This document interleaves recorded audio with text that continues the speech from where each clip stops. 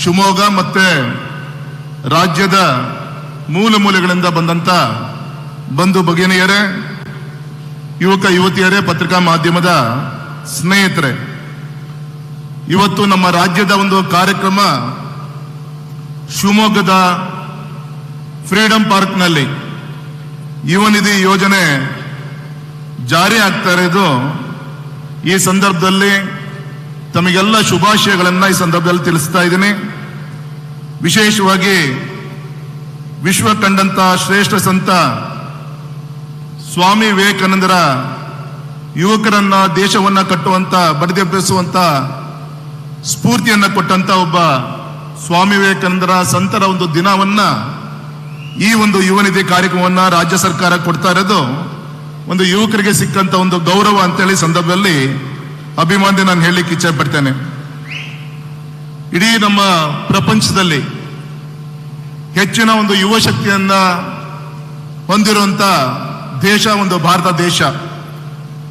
ಯುವ ಶಕ್ತಿಗೆ ಎಲ್ಲ ರೀತಿಯಂತ ಶಕ್ತಿಯನ್ನ ತುಂಬಬೇಕಾಗಿರೋದು ಆ ಒಂದು ಸಂದರ್ಭದ ಸರ್ಕಾರದ ಒಂದು ಕರ್ತವ್ಯ. ಗೌರವಿತ ಮುಖ್ಯಮಂತ್ರಿಗಳ ಒಂದು ನೇತೃತ್ವದಲ್ಲಿ ರಾಜ್ಯ ಸರ್ಕಾರ ನಮ್ಮ ನಿರುದ್ಯೋಗಿ ಯುವಕರಿಗೆ ಆರ್ಥಿಕ ಚೈತನ್ಯವನ್ನ ನೀಡ್ತಾ ಇರೋದು ಒಂದು ಹೆಮ್ಮೆಯ ವಿಚಾರ ಅಂತೇಳಿ ಈ ಸಂದರ್ಭದಲ್ಲಿ ಅಭಿಮಾನಿ ನಾನು ಹೇಳಲಿಕ್ಕೆ ಇಚ್ಛೆ ಪಡ್ತೇನೆ. ಆದರೆ ಒಂದು ಮಾತನ್ನ ಹೇಳ್ತಾರೆ, ನಿರುದ್ಯೋಗಿ ಯುವಕರ ಒಂದು ಕೈಗೆ ಮೀನಿನ ಒಂದು ಬಲೆಯನ್ನ ಕೊಡುವುದರ ಜೊತೆಗೆ ಮೀನನ್ನ ಹಿಡಿಯೋದನ್ನ ಹೇಗೆ ಅಂತೇಳಿ ಹೇಳ್ಕೊಡ್ಬೇಕಾಗಿರೋದು ಕೂಡ ನಮ್ಮೆಲ್ಲರ ಒಂದು ಕರ್ತವ್ಯ. ಆ ದಿಕ್ಕಲ್ಲಿ ಕೇಂದ್ರ ಸರ್ಕಾರ ಮತ್ತೆ ರಾಜ್ಯ ಸರ್ಕಾರ ಕೌಶಲ್ಯ ಅಭಿವೃದ್ಧಿ ಮುಖಾಂತರ, ಸ್ಕಿಲ್ ಡೆವಲಪ್ಮೆಂಟ್ ಮುಖಾಂತರ ಅನೇಕ ಯೋಜನೆಗಳನ್ನ ಯುವ ಶಕ್ತಿಗೆ ಮುಟ್ಟಿಸುವಂತ ಒಂದು ಪ್ರಯತ್ನವನ್ನು ಮಾಡ್ತಾ ಇದ್ದಾರೆ. ಹಾಗಾಗಿ ನಾವೆಲ್ಲರೂ ಕೂಡ ಸಂಬಂಧಪಟ್ಟಂತ ವೆಬ್ಸೈಟ್ಗಳಿಗೆ ಹೋಗಿ ಡೌನ್ಲೋಡ್ ಮಾಡಿಕೊಂಡು ಆ ವಿಚಾರಗಳನ್ನ ನಮ್ಮ ಯುವ ಶಕ್ತಿ ತಿಳ್ಕೊಂಡು ಸದುಪಯೋಗವನ್ನ ಪಡೆದುಕೊಂಡಾಗ ಮಾತ್ರ ಈ ಒಂದು ಕಾರ್ಯಕ್ರಮವನ್ನ ಜಾರಿಗೆ ತಂದಿದ್ದು ಸಾರ್ಥಕ ಆಗತ್ತೆ. ಹಾಗಾಗಿ ಬಂಧುಗಳೇ, ಈ ಸಂದರ್ಭದಲ್ಲಿ ನಮ್ಮ ರಾಜ್ಯ ಸರ್ಕಾರ ಇವತ್ತೇನು ಯುವ ನಿಧಿ ಕಾರ್ಯಕ್ರಮವನ್ನು ಏನು ಕೊಡ್ತಾ ಇದೆ, ಅದೇ ರೀತಿ ವಿಶೇಷವಾಗಿ ಇತ್ತೀಚೆಗೆ ಕೇಂದ್ರ ಸರ್ಕಾರ PM ವಿಶ್ವಕರ್ಮ ಯೋಜನೆ ಅಂತ ಜಾರಿಗೆ ತಂದಿದೆ.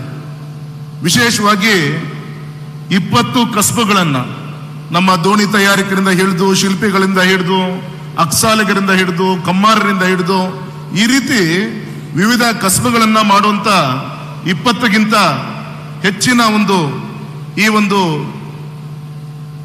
ಕೆಲಸ ಕಾರ್ಯ ಮಾಡುವಂತ ಈ ಯೋಜನೆಗಳೇನಿದೆ, ಆನ್ಲೈನ್ ಮುಖಾಂತರ ನಾವು ಕೂಡ ಬ್ಯಾಂಕ್ನಲ್ಲಿ ಮೊದಲು ಬ್ಯಾಂಕಿಗೆ ಸಾಲ ತೆಗೆದುಕೊಳ್ಳಲಿಕ್ಕೆ ನಾವು ಮಂಡಿ ಊರಿ ಬ್ಯಾಂಕಿಗೆ ಹೋಗಿ ಕೂರಬೇಕಾಗಿತ್ತು. ಆದರೆ ಬ್ಯಾಂಕೇ ನೇರವಾಗಿ ಬಂದಿದೆ. ಇವತ್ತು 1 ಲಕ್ಷ ರೂಪಾಯಿ ಕೇವಲ 5% ಬಡ್ಡಿ ದರದ ಸಾಲ ತೆಗೆದುಕೊಳ್ಳುವಂತ ಒಂದು ಯೋಜನೆ. ಬೇರೆ ಬೇರೆ ಕಡೆ ನಾವು ಮೀಟರ್ ಬಡ್ಡಿ ಅಂತ ಕೇಳಿದೀವಿ, ಕೈಗಡ ಸಾಲ ತಗೊಂಡ್ ಬರ್ತೀವಿ, ಸಾಲ ತೀರಿಸ್ಲಿಕ್ಕೆ ಆಗಲ್ಲ, ಮನೆ ಮಠ ಅಡ ಇಡಬೇಕಾಗತ್ತೆ. ಆದ್ರೆ ಇವತ್ತು ಅತ್ಯಂತ ಕಮ್ಮಿ ಬಡ್ಡಿ ದರದಲ್ಲಿ ನಿಮ್ಮ ಸ್ವಾಭಿಮಾನದ ಬದುಕಿಗೋಸ್ಕರ ಈ ಒಂದು ಯೋಜನೆ ಸಾಕಷ್ಟು ನಿಮಗೆ ಅನುಕೂಲ ಆಗುತ್ತೆ. ಹಾಗಾಗಿ ಈ ದಿಕ್ಕಲ್ಲೂ ಕೂಡ ಇನ್ನೂ ಒಂದು 15 ದಿನ ಸಮಯ ಇದೆ. ಸರಿಯಾದ ರೀತಿಯಲ್ಲಿ ತಾವೆಲ್ಲರೂ ಕೂಡ ಉಪಯೋಗಿಸ್ಕೊಳ್ಳುವಂತ ಒಂದು ಪ್ರಯತ್ನವನ್ನ ಮಾಡಬೇಕು ಅಂತ ನಾನು ವಿನಂತಿಯನ್ನ ಮಾಡ್ತೀನಿ. 21ನೇ ಶತಮಾನ ಭಾರತೀಯರ ಶತಮಾನ. ಸ್ವಾತಂತ್ರ್ಯ ಬಂದು 75 ವರ್ಷ ಆಯಿತು.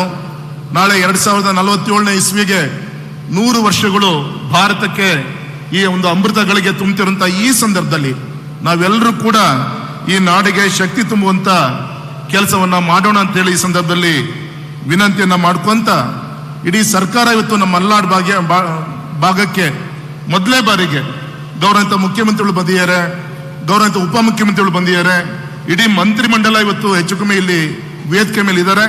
ನಮ್ಮ ಮಲ್ನಾಡ್ ಪರವಾಗಿ ಈ ಸಂದರ್ಭದಲ್ಲಿ ಮತ್ತೊಮ್ಮೆ ಹೃತ್ಪೂರ್ವಕವಾಗಿ ನಾನು ಸ್ವಾಗತವನ್ನ, ಅಭಿನಂದನೆಯನ್ನ ಈ ಸಂದರ್ಭದಲ್ಲಿ ನಾನು ಸಲ್ಲಿಸ್ತಾ, ನಮ್ಮ ಮಲ್ನಾಡಿನ 1-2-3 ಬೇಡಿಕೆಗಳನ್ನ ತಮ್ಮ ಗಮನಕ್ಕೆ ತರಲಿಕ್ಕೆ ಇಚ್ಛೆ ಪಡ್ತೇನೆ. ಗೌರವಿತ ಮಾಜಿ ಮುಖ್ಯಮಂತ್ರಿಗಳಾದಂತಹ ದಿವಂಗತ ಬಂಗಾರಪ್ಪನವರು ಮುಖ್ಯಮಂತ್ರಿಗಳಿದ್ದಾಗ ನಮ್ಮ ಶಿವಮೊಗ್ಗದ ಕೃಷಿ ವಿಶ್ವವಿದ್ಯಾಲಯನ್ನ ಶುರು ಮಾಡಿದ್ರು. ಆದರೆ ಇವತ್ತು ಅದು ಅಗ್ರಿಕಲ್ಚರ್, ಹಾರ್ಟಿಕಲ್ಚರ್ ಇಂಟಿಗ್ರೇಟೆಡ್ ಯೂನಿವರ್ಸಿಟಿ ಆಗಿ ಸನ್ಮಾನಿಸಿದ ಯಡಿಯೂರಪ್ಪನವರು ಮುಖ್ಯಮಂತ್ರಿ ಇದ್ದಾಗ ಅದನ್ನು ಅಪ್ಗ್ರೇಡ್ ಮಾಡುವಂತ ಕೆಲಸ ಆಗಿದೆ. ಇವತ್ತು ಇರುವಕ್ಕೆ ಅಂತ ಹೇಳಿ 1,000 ಎಕರೆಯಲ್ಲಿ ಒಂದು ಅಂತಾರಾಷ್ಟ್ರೀಯ ಮಟ್ಟದ ಒಂದು ಯೂನಿವರ್ಸಿಟಿ ಆಗಿದೆ. ಅಲ್ಲಿ ಇನ್ಫ್ರಾಸ್ಟ್ರಕ್ಚರ್ ಡೆವಲಪ್ಮೆಂಟ್ ಆಗಲಿಕ್ಕೆ ಇನ್ನೂ ಹೆಚ್ಚಿನ ಒಂದು ರಾಜ್ಯ ಸರ್ಕಾರದ ಸಹಕಾರ ತುಂಬಾ ಅವಶ್ಯಕತೆ ಇದೆ. ಮತ್ತೆ ಹಿಂದಿನ ಒಂದು ಕ್ಯಾಬಿನೆಟ್ ನಲ್ಲಿ ನಮ್ಮ ಶಿವಮೊಗ್ಗಕ್ಕೆ ಆಯುರ್ವೇದಿಕ್ ಯೂನಿವರ್ಸಿಟಿ ಸ್ಯಾಂಕ್ಷನ್ ಆಗಿತ್ತು. ಸುಮಾರು ಏರ್ಪೋರ್ಟ್ ಮುಂಭಾಗದಲ್ಲಿ 40 ಎಕರೆ ಜಾಗ ಇದೆ. ದಯಮಾಡಿ ಗೌರವಿತ ಮುಖ್ಯಮಂತ್ರಿಗಳಿಗೆ ನಮ್ಮ ಮಲ್ನಾಡಿನ ಪರವಾಗಿ ನಾನು ವಿನಂತಿಯನ್ನು ಮಾಡ್ಕೊಂತೀನಿ. ನಾಳೆ ಕೊಡುವಂತ ಬಜೆಟ್ ನಲ್ಲಿ ಸ್ವಲ್ಪ ಈ ವರ್ಷಕ್ಕೆ ಬೇಕಾದಂತ ಮೊತ್ತವನ್ನು ಕೊಟ್ಟರೆ ಆ ಯೂನಿವರ್ಸಿಟಿಯ ಕನ್ಸ್ಟ್ರಕ್ಷನ್ ಅನ್ನ ಶುರು ಮಾಡಲಿಕ್ಕೆ ಸಾಕಷ್ಟು ಅನುಕೂಲ ಆಗುತ್ತೆ ಅಂತೇಳಿ ಈ ಸಂದರ್ಭದಲ್ಲಿ ವಿನಂತಿಯನ್ನು ಮಾಡ್ಕೊಂತ, ಈಗ ತಾನೇ ತಾವು ಬಂದಂತ ವಿಮಾನ ನಿಲ್ದಾಣ ನಮ್ಮ ಮಲ್ನಾಡು ಭಾಗದಲ್ಲಿ ಕೇವಲ ಶಿವಮೊಗ್ಗಕ್ಕಷ್ಟೇ ಸೀಮಿತ ಅಲ್ಲ, ನಮ್ಮ ಶಿವಮೊಗ್ಗ, ಚಿಕ್ಕಮಗಳೂರು, ಚಿತ್ರದುರ್ಗ, ದಾವಣಗೆರೆ ಈ ಮಧ್ಯ ಕರ್ನಾಟಕದ ಒಂದು ಕೇಂದ್ರವಾಗಿ ನಮ್ಮ ಶಿವಮೊಗ್ಗದ ವಿಮಾನ ನಿಲ್ದಾಣ ತನ್ನ ಕೆಲಸವನ್ನ ಮಾಡ್ತಾ ಇದ್ದಾರೆ. ಇವತ್ತು ಕೂಡ ನೈಟ್ ಲ್ಯಾಂಡಿಂಗ್ ಫೆಸಿಲಿಟಿ ಸ್ವಲ್ಪ ಕೆಲಸ ಬೇಗ ಆಗಬೇಕಾಗಿದೆ. ವಿಸಿಬಿಲಿಟಿ ಇಶ್ಯೂಸ್ಗಳಿದೆ. ಗೌರವಿತ BR ಪಾಟೀಲ್ ರವರನ್ನು ಕೂಡ ಇನ್ಫ್ರಾಸ್ಟ್ರಕ್ಚರ್ ಮಿನಿಸ್ಟರ್ ಹತ್ರ ತಮ್ಮ ಮುಖಾಂತರ ನಾನು ವಿನಂತಿಯನ್ನು ಕೂಡ ಮಾಡ್ಕೊಂಡಿದ್ವಿ. ಆದಷ್ಟು ಬೇಗ ಕೆಲಸವನ್ನ ಮುಗಿಸಿದ್ರೆ ಬರುವಂತ ದಿನದಲ್ಲಿ ವಿಮಾನ ಯಾತ್ರಿಕರಿಗೆ ಸರಿಯಾದ ಸಮಯದಲ್ಲಿ ವಿಮಾನಗಳ ಒಂದು ಹಾರಾಟವನ್ನು ಕೂಡ ಮಾಡಲಿಕ್ಕೆ ಸಹಕಾರ ಆಗುತ್ತೆ ಅಂತೇಳಿ ಈ ಸಂದರ್ಭದಲ್ಲಿ ವಿನಂತಿಯನ್ನ ಮಾಡ್ಕೊಂತ, ವಿಶೇಷವಾಗಿ ನಮ್ಮ ಉಸ್ತುವಾರಿ ಸಚಿವರು ಪ್ರಾಸ್ತಾವಿಕ ಮಾತಾಡ್ಬೇಕಾದ್ರೆ ಹೇಳಿದ್ರು, ನಮ್ಮ ಶಿವಮೊಗ್ಗ ನಿಂತಿರದೆ ರೈತರ ಒಂದು ಬೆವರಿನ ಹನಿಯಿಂದ ಬಗರುಕುಂ ವಿಚಾರದಲ್ಲಿ ಇರ್ಬೋದು, ಶರಾವತಿ ಮುಳುಗಡೆ ಪ್ರದೇಶ ಇರ್ಬೋದು, ಅರಣ್ಯ ಹಕ್ಕು ಇರ್ಬೋದು, ಆ ಸಂದರ್ಭದಲ್ಲಿ ಆ ಸರ್ಕಾರಗಳು ತಮ್ಮದೇ ಆದಂತ ಒಂದು ಪ್ರಯತ್ನಗಳನ್ನು ಮಾಡಿ ನ್ಯಾಯವನ್ನ ಒದಗಿಸುವಂತ ದಿಕ್ಕಿನಲ್ಲಿ ಪ್ರಯತ್ನವನ್ನ ಮಾಡಿದೆ. ಆದರೆ ಇನ್ನೂ ಮುಟ್ಟಬೇಕಾದಂತ ಆ ಫಲಾನುಭವಿಗಳಿಗೆ, ಆ ರೈತನಿಗೆ ಇನ್ನೂ ಸವಲತ್ತು ಕೂಡ ಮುಟ್ಟುವಂತ ದಿಕ್ಕಿನಲ್ಲಿ ಹಿನ್ನಡೆ ಆಗಿದೆ. ಹಾಗಾಗಿ ಬರುವಂತ ದಿನದಲ್ಲಿ ತಮ್ಮ ಸಹಕಾರ ಮತ್ತೆ ನಮ್ಮ ಕೇಂದ್ರದ ಸಹಕಾರದಿಂದ ಒಟ್ಟಾಗಿ ರೈತರಿಗೆ ಆ ಒಂದು ಶರಾವತಿ ಮುಳುಗಡೆಯ ಹಕ್ಕುಪತ್ರ ಏನು ಸಿಗಬೇಕು, ಟೆಕ್ನಿಕಲ್ ಇಶ್ಯೂಯಿಂದ ಅನೇಕ ಸಮಸ್ಯೆಗಳು ಏನಾಗಿದೆ, ಆ ದಿಕ್ಕಲ್ಲಿ ಶಕ್ತಿ ತುಂಬುವಂತ ಕಾರ್ಯವನ್ನ ನಿಮ್ಮೆಲ್ಲರ ಸಹಕಾರದಿಂದ ಮಾಡಿ ಅವರಿಗೆ ನ್ಯಾಯವನ್ನು ಒದಗಿಸುವಂತ ಕೆಲಸವನ್ನ ಮಾಡೋಣ.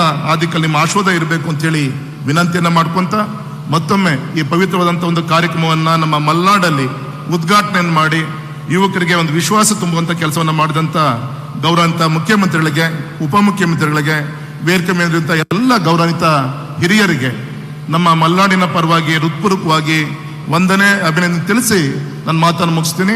ನಮಸ್ಕಾರ. ಬಂಧುಗಳೇ, ಕೇಂದ್ರ ಹಾಗೂ ರಾಜ್ಯ ಸರ್ಕಾರದ ಯೋಜನೆಗಳನ್ನ ಸಮರ್ಪಕವಾಗಿ ಬಳಸಿಕೊಂಡು